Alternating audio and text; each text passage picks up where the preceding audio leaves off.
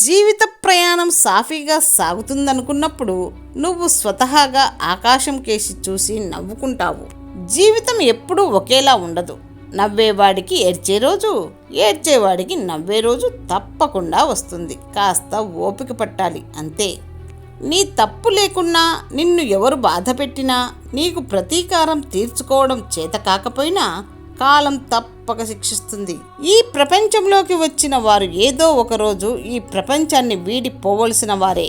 ఎవరూ శాశ్వతం కాదు. కాబట్టి పుట్టుక ఎంత సహజమో చావు కూడా అంతే సహజమైనది. సత్యమే నిజమైనది, శాశ్వతమైనది. ఒక మాట ఎప్పుడూ గుర్తుంచుకోండి. సంతోషంలో అందరూ తోడుంటారు, కానీ దుఃఖంలో భగవంతుడు మాత్రమే తోడుంటాడు. రెండు చేతులు కలిస్తేనే చప్పట్లు. అలాగే ఏ తప్పు అయినా ఇద్దరిలో ఉంటుంది, కానీ నిందని మాత్రం ఒక్కరే భరించాల్సి ఉంటుంది. మంచి వ్యక్తిత్వం గల స్నేహం ప్రతి ఒక్కరిని ఆకర్షిస్తుంది. ఎందరు ఉన్నా, ఎక్కడ ఉన్నా రాళ్లల్లో ముత్యం వలె కనిపిస్తుంది. నీటిలో పడ్డ ప్రతి వాడు చనిపోడు, ఈతరాని వాడు మాత్రమే చనిపోతాడు. అలాగే సమస్యలలో ఉన్న ప్రతి వాడు ఓడిపోడు, పరిష్కారానికి ప్రయత్నించని వాడు మాత్రమే ఓడిపోతాడు. మనిషి శరీరాన్ని ధరించినప్పుడు సాక్షాత్తు భగవంతుడైనా సరే బాధలను అనుభవించి తీరవలసిందే. అందుకే దృష్టి బాధలపై ఉంచకుండా పరిష్కారంపై ఉంచాలి. భయం అనే గుణం ఉన్నప్పుడు విజయం అనే రణంను ఎప్పటికీ గెలవలేవు. ప్రయత్నం అనే పందెం వైపు భయాన్ని విడిచి అడుగులు వెయ్యి. విజయం నిన్ను వెతుక్కుంటూ తప్పకుండా వస్తుంది.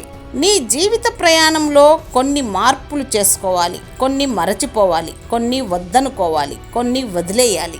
కదిలే మేఘాలను కట్టి బంధించాలనుకోవడం ఎంత అవివేకమో, మనల్ని కాదనుకొని వెళ్ళే బంధాల్ని పట్టుకొని వేలాడడం కూడా అంతే అవివేకం.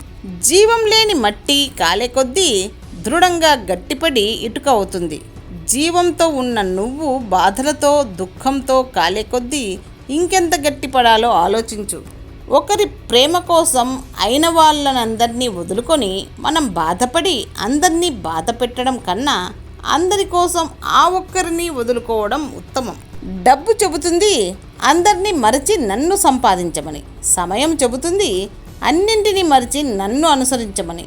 భవిష్యత్తు చెబుతుంది అన్నింటినీ మరిచి నా కోసం శ్రమించు అని. కానీ దేవుడు చెబుతాడు అందరికీ మంచి చేస్తూ ఉండు, నీకేం కావాలో నేను చూసుకుంటానని.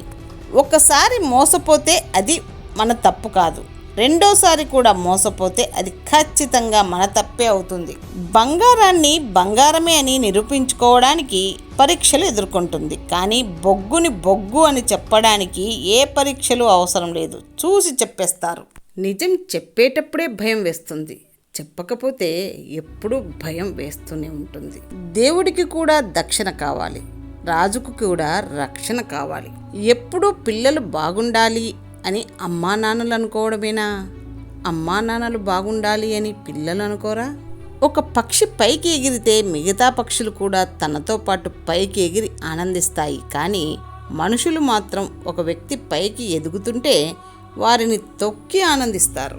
జీవితంలో ఉన్నత స్థాయికి ఎదిగే వరకు చెవులు మూసుకో, ఎదిగిన తర్వాత నోటిని మూసుకో.